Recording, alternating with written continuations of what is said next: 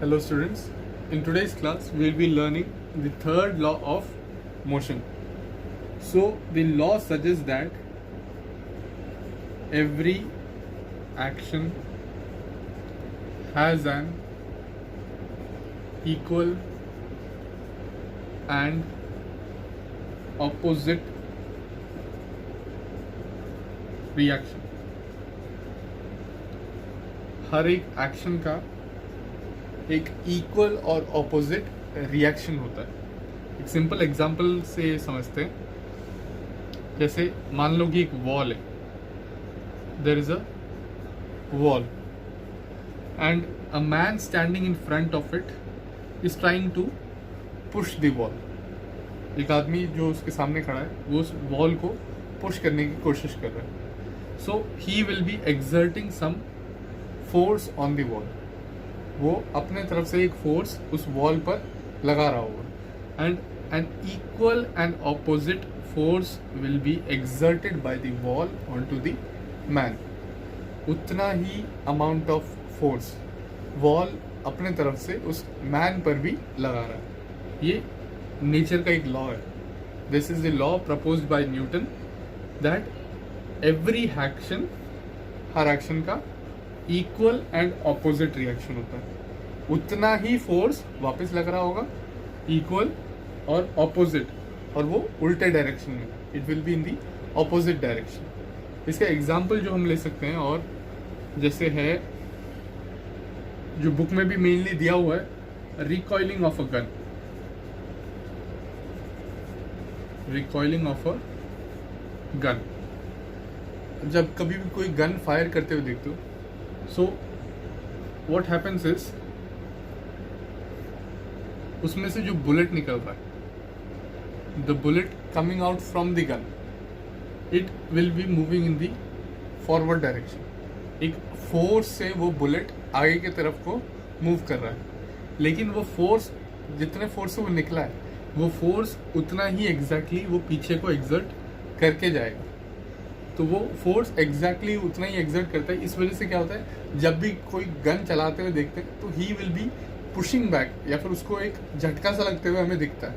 मतलब उसका हाथ पीछे हो रहा है, या फिर उसका अगर शोल्डर पर रख के चला रहा है तो शोल्डर पीछे हो रहा है. तो वो एक फोर्स, इक्वल फोर्स, जितना फोर्स उस बुलेट को निकलने के लिए लग रहा है, उतना ही इक्वल फोर्स बैक डायरेक्शन में उस चलाने वाले के ऊपर लग रहा होगा. ये एक सिंपल प्रोसेस है, और या फिर सिंपल एग्जांपल है for understanding the third law of motion, that is every action has an equal and opposite reaction. एक दो एग्जांपल्स और हैं जो इस कॉन्सेप्ट को अंडरस्टैंड करने के लिए और हेल्प करेंगे हमें. First, swimming. स्विमिंग ले लेते हैं, या rowing of a boat. Now what happens is, जब कोई भी स्विम कर रहा है, so he is moving his hand in the forward direction. वो पानी में जब होता है, वो अपना हाथ आगे से पीछे की तरफ को बार बार वो पुश करता रहता है. तो उसका एक इक्वल एंड ऑपोजिट रिएक्शन उस पानी पर लग रहा है. वो पानी को पुश कर रहा है and water is exerting some force on him also. तो उससे क्या हो रहा है, he will be moving in the forward direction. वो पीछे की तरफ को पानी को वो खींच रहा है. तो उस वजह से क्या होता है, he will be moving in the forward direction because of the force applied by the water on him. तो वो वाटर भी उस पर उतना ही फोर्स लगा रहा है जितना वो हाथ से पानी पर लगा रहा है. एक सिमिलर एग्जांपल है, जैसे हमने जो कोई बलून ले लिया, अब उसको, गुब्बारे को जब हम फुला के छोड़ते हैं, जब हम उसको रिलीज करते हैं, फुला के छोड़ देते हैं, so there is air exerting out of the opening. उस ओपनिंग से जैसे ही हमने फुला के उसको छोड़ दिया, तो air will be leaving out from the opening. उधर से पूरा एयर निकलना शुरू होगा. The force is applied in the backward direction, या फिर जो फोर्स एक्ट कर रहा है उस टाइम पर, वो पीछे की तरफ को एक्ट कर रहा है. इस वजह से क्या है, this will start moving in the front direction. आगे की तरफ को बलून मूव करने लगता है. And equal and opposite reaction, जहाँ पर यहाँ एयर एक फोर्स प्रोड्यूस कर रहा है, उसी का इक्वल और ऑपोजिट रिएक्शन बलून मूव करके अपने बलून पर हमें देखने को मिल रहा है। वो बिल्कुल ही इक्वल रिएक्शन होगा और ऑपोजिट रिएक्शन होगा। It is in the opposite direction also. Same principle use किया जाता है और रॉकेट्स के फ्लाइंग के लिए। रॉकेट्स के फ्लाइंग के लिए क्या होता है, whenever a rocket is launched, तो क्या होता है, ड्राइंग पे ध्यान नहीं देना, ड्राइंग बहुत ही बेकार है। सो अब इसके अंदर जो है फ्यूल भरा हुआ है, फ्यूल ये जो गैसेस हैं उसके कंबशन की वजह से एक फायर या फिर जो प्रोड्यूस हो रहा है, that will be exerting very much pressure on the ground. वो ग्राउंड पर बहुत ज़्यादा प्रेशर एक्सर्ट कर रहा है। The force exerted will be very high. अब वो फोर्स इतना ज़्यादा होगा कि it will lift up the rocket. Same जैसे बलून के केस में था कि जब पीछे से एयर वो निकल रहा है तो the balloon will be moving in the front direction.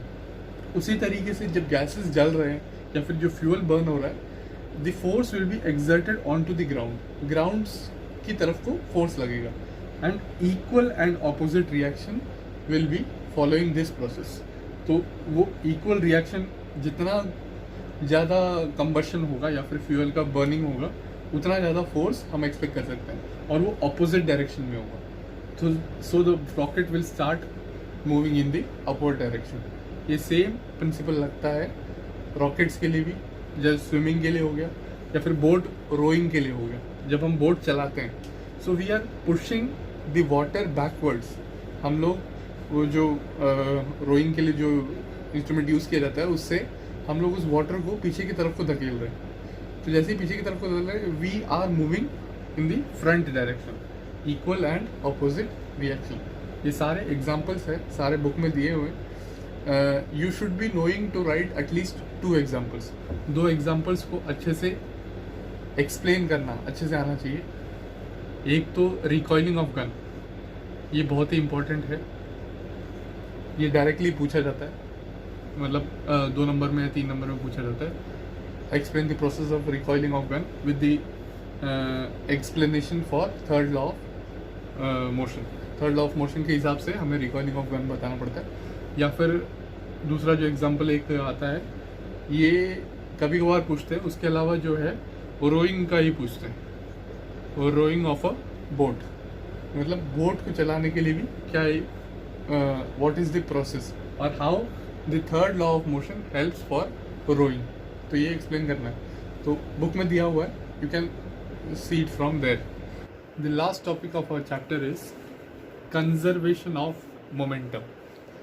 Momentum कैसे, पहले 2 चीज़ें जो हमें मोमेंटम के बारे में सीखना है। मोमेंटम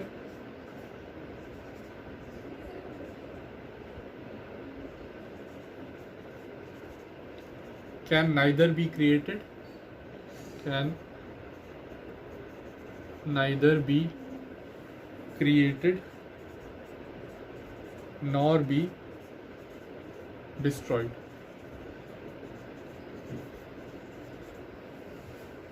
ठीक है, ये बिल्कुल एनर्जी के कॉन्सेप्ट की तरह है कि energy can neither be created nor be destroyed. उसी तरीके से मोमेंटम कभी भी बनाया नहीं जा सकता है या फिर डिस्ट्रॉय भी नहीं किया जा सकता है। It is always transferred from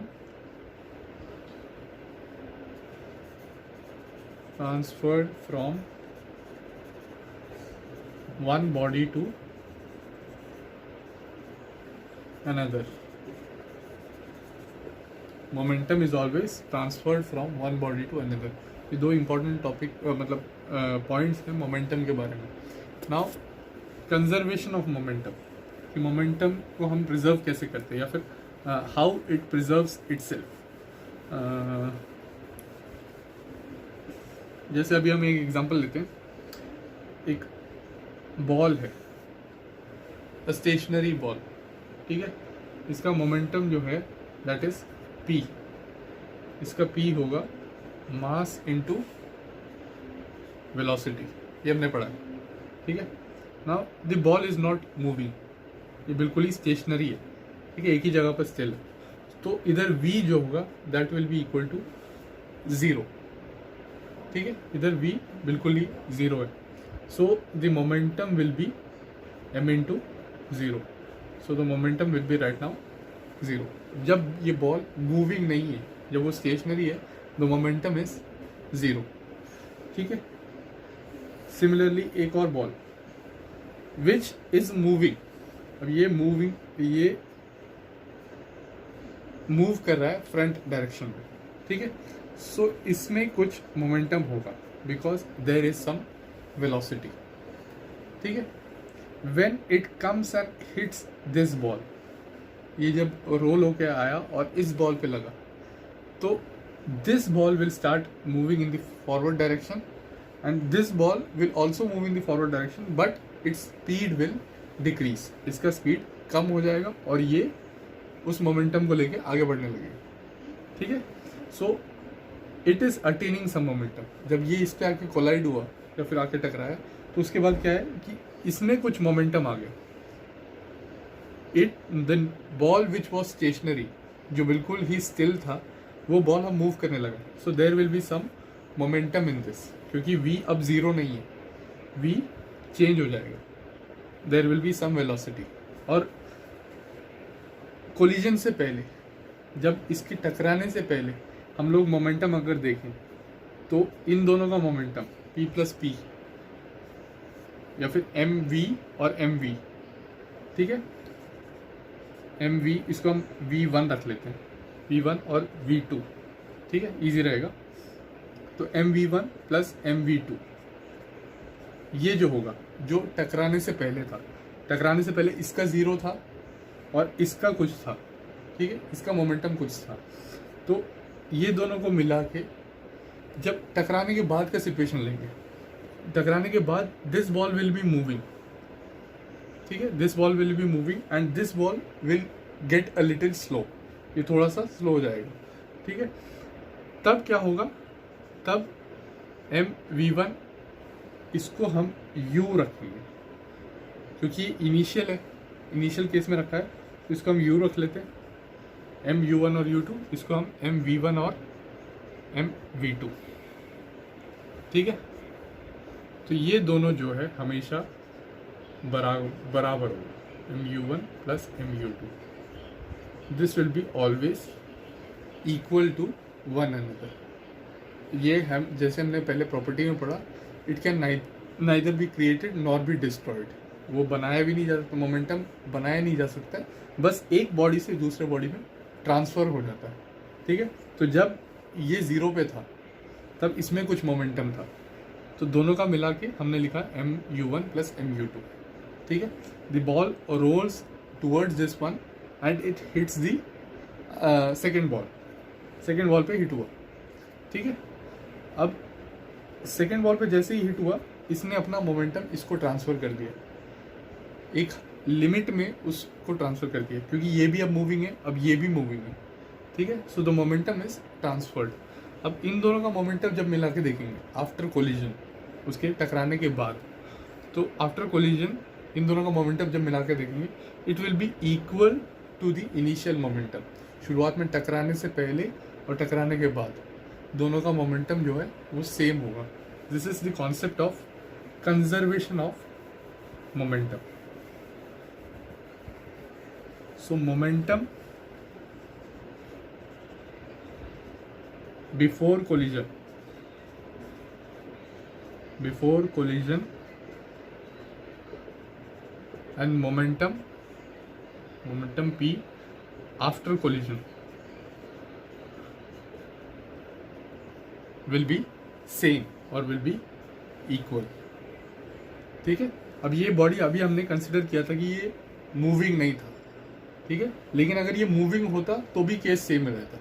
उधर बस ये नहीं होता कि u2 जो है वो 0 नहीं होता, उसके बदले इसमें भी कुछ स्पीड पहले से ही होता, ठीक है। तो ये जो स्पीड में मूव करे उससे ज़्यादा स्पीड में ये आके अब इसको हिट कर रही है, तब भी मोमेंटम बिफोर कोलिजन जो पहले था, टकराने से पहले वाला मोमेंटम जो है दोनों का मिला के will be equal to the momentum after collision. दोनों के टकराने के बाद जो मोमेंटम होगा वो भी बिल्कुल इक्वल होगा। now we will derive or derivation for the relationship of conservation of momentum. हम लोग कैसे derive कर रहे हैं? Let us take an example. पहले हम दो ऑब्जेक्ट ले लेते हैं, ठीक है.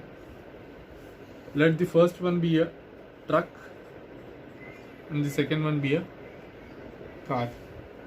ठीक है. ये ऑब्जेक्ट 1 है मेरा और ये ऑब्जेक्ट नंबर 2. ठीक है. The mass of the truck will be m1 and the mass of the car will be m2. तो 1 जहाँ पर भी दिख रहा है, ऑब्जेक्ट 1 है, तो इसलिए जहाँ भी 1 दिख रहा है तो हम लोग उससे 1 से या ट्रक से रिलेट कर रहे हैं, और 2 जहाँ पर है वो कार से रिलेटेड है. ठीक है. तो इधर m1 हमने ले लिया. अब let both the objects be moving forward. हम लोग ये मान लेते हैं कि दोनों ही फ्रंट डायरेक्शन में मूव कर रहे हैं. What happens is after some time the truck has more velocity. ज़्यादा velocity की वजह से it goes and hits the car. वो आगे जाके उस कार को टकरा रहा है. So a force will be exerted by the truck on the car. जैसे ही वो ट्रक कार पे टकराता है, एक फोर्स एग्जर्ट होगा, ट्रक कार पर कुछ फोर्स एग्जर्ट करेगा. Let that force be F1. Truck car पर कुछ फोर्स एग्जर्ट कर रहा है. और हमने थर्ड लॉ में अभी पढ़ा था कि हर एक्शन का इक्वल एंड ऑपोजिट रिएक्शन होता है. जब ट्रक कार पे कुछ फोर्स प्रोड्यूस कर रहा है तो car will also be producing some force on the truck. उसको हम F2 मान लेते हैं. वो अपना फोर्स जो फोर्स ट्रक पे लगा रखा है उसको हम F2 मान लेते हैं. ठीक है. नाउ इसका इनिशियल वेलोसिटी जो है वो है u1 टकराने से पहले, और चेंज होने के बाद v1 टकराने के बाद उसके स्पीड में वेरिएशन आएगा. ठीक है. उसी तरीके से इधर इसका इनिशियल वेलोसिटी था u2 और इसका फाइनल वेलोसिटी जो टकराने के बाद जो है दैट विल बी v2. ये सारा हमने कंसिडर किया. अब इसके बाद हम डेरिवेशन करेंगे. Now we know that force is always equals to mass into acceleration. ठीक है. Now we will find the acceleration for the car. सबसे पहले हम कार के लिए acceleration निकाल लेते हैं.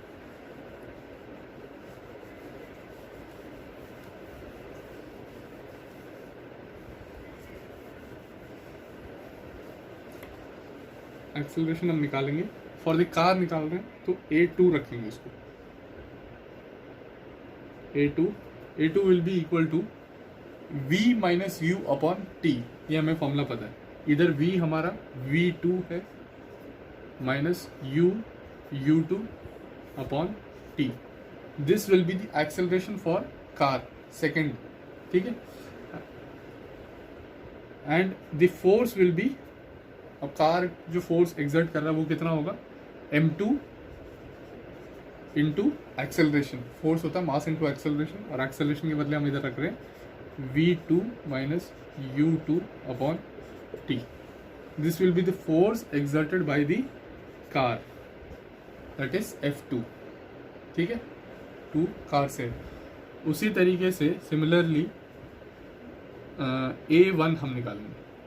Force exerted by the truck, तो एक्सेलरेशन ऑफ द ट्रक होगा v1 minus u1 upon t. ठीक है. And the force will B F1 will be m1 into v1 minus u1 upon t. ठीक है. इसको ब्रैकेट में रखिए. क्लियर. नाउ अकॉर्डिंग, मैं ये मिटा रहा हूँ, अकॉर्डिंग टू द प्रिंसिपल और the third law we have learned that every action has an equal and opposite reaction. So according to that principle, according to third law of motion, short form में लिखा मैंने अभी फिलहाल, third law of motion, F1 will be equal to F2. अगर जितना force truck car पर लगा रही है उतना ही एग्जैक्टली फोर्स कार भी ट्रक पर लगाएगा, but in the opposite direction. Opposite direction में है मतलब ये नेगेटिव में होगा। वो जब फोर्स इधर को लगा रही है, the car is exerting the force in the backward direction, वो उसके ऑपोजिट डायरेक्शन में, तो ये हमेशा नेगेटिव में होगा। दोनों इक्वल है लेकिन एक नेगेटिव में, ऑपोजिट डायरेक्शन में, ठीक है। Now F1 is equals to F2। अब हम F1 और F2 के बदले ये दोनों वैल्यूज पुट करेंगे। F1 और F2 के बदले ये वैल्यूज पुट कर देते हैं। सो F1 के बदले M1 into V1 minus U1 upon T will be equal to minus F2 minus में था, will be equal to M2 into V2 minus U2 upon T। क्योंकि ये होल में अपॉन है, अगर ये होल में है तो ये T दोनों हम कैंसिल कर सकते हैं, ठीक है। कैंसिल हो गया। नेक्स्ट स्टेप में मैं इसको मल्टीप्लाई करके लिख देता हूँ। सो M1 V1 minus M1 U1 will be equal to minus M2 V2 plus minus into minus plus हो गया M2 U2, ठीक है।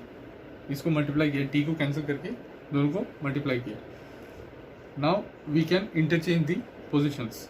सो M1 V1 यहीं पर है, इसको मैं उस साइड ले गया और इसको मैं इधर ले आया। M1 V1 plus M2 V2 will be equal to M1 U1 plus M2 U2। सो हमारा फाइनल इक्वेशन निकलता है M1 U1 plus M2 U2 will be equal to M1 V1 plus M2 V2। अब इसमें हमारा क्लियर हो जाता है कि before collision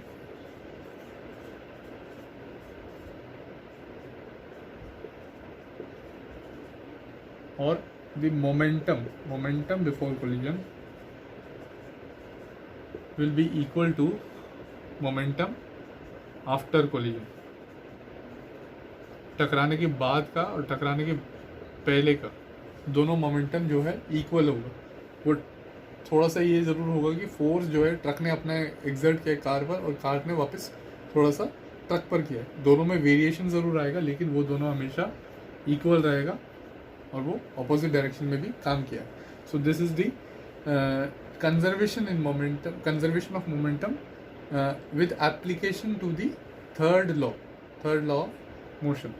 we will end the chapter with a question. A bullet of mass 10 gram moving with a velocity 400 meter per second gets embedded into a freely suspended wooden block of mass 900 gram। वह हमें बताया कि एक bullet है, ठीक है, एक bullet, it is of 10 gram, weight उसका हमें दिया हुआ है या फिर मास दिया हुआ है और हमें वेलोसिटी भी दिया हुआ है, दैट इज 400 मीटर पर सेकेंड। वेलोसिटी भी हमें गिवन है, दैट इज 400 मीटर पर सेकेंड, ठीक है। It is entering into a wooden block जो फ्रीली सस्पेंडेड है, हमें दिया हुआ है इट इज फ्रीली सस्पेंडेड, मतलब वो एक धागे पे लटका हुआ है, मूव कर सकता है, फ्रीली सस्पेंडेड है। So the bullet comes and hits the block, bullet इसके अंदर घुस जाएगा and the velocity will be transfer to the block. ये ब्लॉक जो है अब ये मूव करने लगेगा, ठीक है, इट विल स्टार्ट मूविंग क्योंकि वो फ्रीली सस्पेंडेड है, ठीक है। The velocity of the bullet will come to zero, एक तरीके से वो ज़ीरो नहीं, ब्लॉक के अंदर है तो उसका भी एक वेलोसिटी है, बट वो अपना जो मोमेंटम है वो इसको ट्रांसफर कर रहा है। So by the conservation of momentum we can find the velocity of the block. वो कैसे है वो हम देखते हैं ज़रा। वी आर गिवन दैट, पहले हम मोमेंटम निकालते हैं, मोमेंटम ऑफ द बुलेट का कितना मोमेंटम होगा. We know that momentum is mass into velocity. ठीक है, मास इनटू वेलोसिटी. अब मास हमें दिया हुआ है 10 ग्राम्स, और हमें पता है कि मास जब भी हम कंसिडर करते हैं तो वो केजी में कंसिडर करना है. सो 10 will be divided by 1000, so that is 0.001, sorry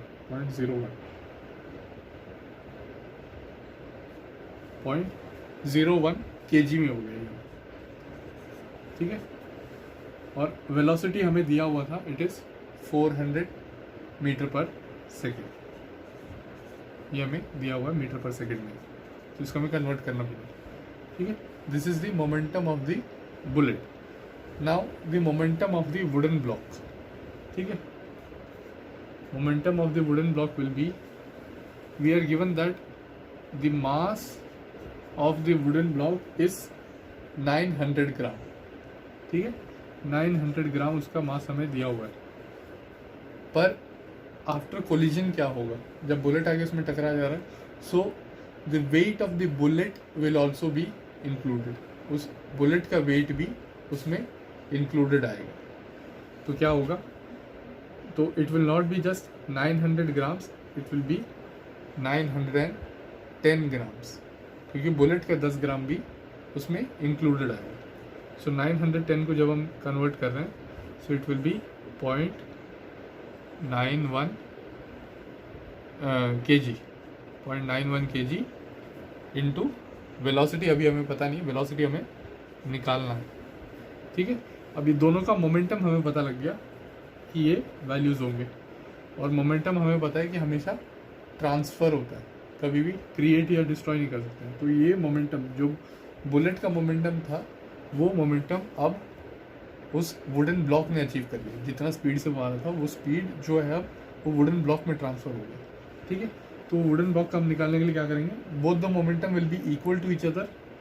since P1 equal to P2, we can write that 0.01 into 400 will be equal to 0.91 into V. ये हमारा रिलेशनशिप निकल जाएगा. ठीक है, वेलोसिटी हम निकाल सकते हैं. अब velocity will B 0.01 into 400 divided by 0.91. सो ये दोनों कैंसिल हो जाएगा और वैल्यू हम निकाल सकते हैं. ठीक है, जो भी है कैंसिल करके वैल्यूज निकाल लेंगे. So this will be the velocity of the wooden block का वेलोसिटी.